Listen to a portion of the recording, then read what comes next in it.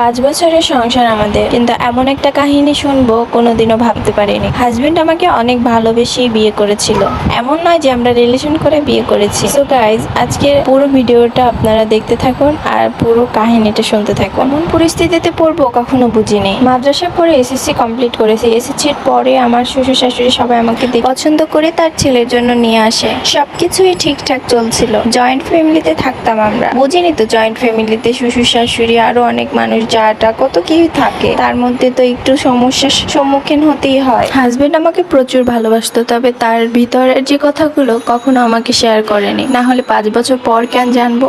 যাই হোক, সে সবসময় তার মায়ের কথায় যা করার করেছিল। আমাকে কখনো বুঝতেই দেয়নি এই সমস্যাটা। আমার বিয়ের পর আমি ভালোই ছিলাম, তবে ভাবতাম যদি আলাদা থাকতে পারতাম তাহলে অনেক ভালো হতো। হ্যাঁ, হাজবেন্ড আমার সব কথাই শুনতো, সব শখ আহ্লাদ পূরণ করতো। তবে একটা অনেক বড় সমস্যা হয় ফ্যামিলিগত ভাবে। তখন তাকে বলি যে এইভাবে আর থাকা সম্ভব না, আমরা আলাদা হয়ে যাই। তখন আমরা আলাদাভাবে একটা ফ্ল্যাট নিলাম অনেক দূরে। তারপর থেকে সবার সাথে সম্পর্কটা একটু ভালো হলো। বুঝিনি তো, একটু দূরে থাকলে সবার সাথে সম্পর্ক ভালোই থাকে। এর মধ্যে আমাদের 3 বছর কেটে গেল।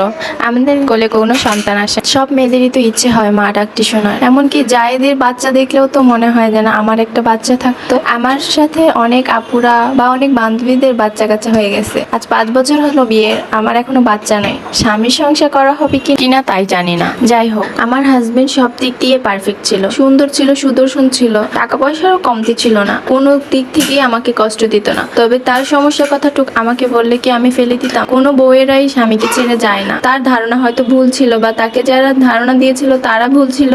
এই জন্যই বলে, স্বামী স্ত্রী বা দুজন ভালোবাসার মানুষের মাঝখানে থার্ড পার্সন থাকলে সে সম্পর্কটা থাকে না। স্বামীরা যতই ভালোবাসুক বউয়েদের একটু প্রায়োরিটি দেওয়া উচিত। তাদের কাছে উচিত সব কথা শেয়ার করা। আপনার জীবনে বিয়ের পর যদি কেউ আপনার পাশে থাকে, সেটাই আপনার বউ। তার মধ্যে অনেকেই আসবে যে দেখাবে আপনাকে, আপনার পাশে থাকবে, আপনাকে বুদ্ধি দিচ্ছে, কিন্তু সেটা কখন? যখন দেখবে আপনার বেশি টাকা আছে। আর যখন টাকা থাকবে তখনই আপনাকে বুদ্ধি দিবে, যখন টাকা থাকবে না তখন আপনার কাছ থেকেও ঘেসবে না। যাই হোক, আমার হাজবেন্ডের সমস্যাটা ছিল সে কখনো বাবা হতে পারবে না। হতে পারবা, বাবা হওয়ার ক্ষমতাটা কম, তবে এটা সে চিকিৎসা করলে ঠিক হয়ে যেত যদি ভালো চিকিৎসা করতো। কিন্তু সে করেনি। সে তার মায়ের কথায় বিভিন্ন হার্বাল ওষুধ খেয়েছে, তাতে তার আরো সমস্যাটা বেড়ে গিয়েছে। কিন্তু সে যদি আমাকে বলতো, আমি তো ভালো একটা ডক্টরের পরামর্শ দিতে পারতাম না।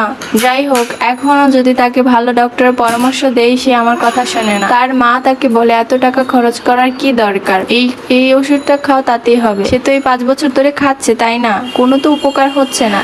যাই হোক, হয়তো তার মায়ের কথায় বা তার আমার কথা না শোনার আমাদের দুজনের সংসারটা আর টিকবে না। আমি তাকে প্রচুর ভালোবাসি, এখনো তাকে চাই। তবে এখন আমি বাবার বাড়িতে, সে কখনোই আমাকে ঠিক মতো ফোন দেয় না। আগের মতো সে আমাকে ভালোবাসে না হয়তো। এখন সে আমাকে আমার চরিত্রের উপর দাগ লাগায়। যখন কোনো স্ত্রীকে কোনো স্বামীর ভালো লাগে না বা সেই বউকে রাখতে মন চায় না, তখন সেই বউর চরিত্রে কালি লাগায়। এটাই হচ্ছে মহিলাদের একটি দুর্বল জায়গা, যেখানে জানে যে এখানে কিছু বললে অল্পতেই কেউ বিশ্বাস করে নেবে। যাই হোক, সবাই আমার জন্য দোয়া করবেন, আর আমার গল্পটি আপনাদের কাছে কেমন লাগলো জানাবেন।